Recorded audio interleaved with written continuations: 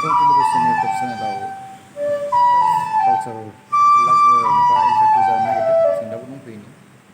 कालचारनि इन्सट्रुमेन्ट दामनाय आरो जेखि रोंगौथि देखायनाय दिनै जोंखौ लानानै दंफैदों नोंथांमोना नुगोन इंकं टेलिभिजन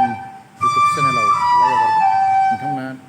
नायनो हागोन नायोबा दसे उनावनो बाहाय दामनायफोरा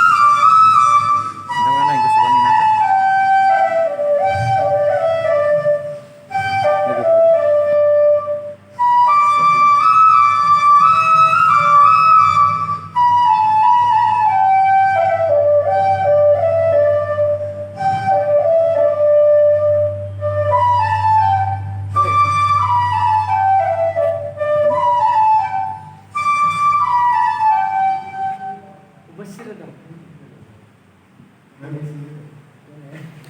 जासिगोन बारा गोबाव गैला नायनो दाबाव इंकं टेलिभिजन इउटुब चेनेल निउसआव बेयावनो थांगोन बाय बाय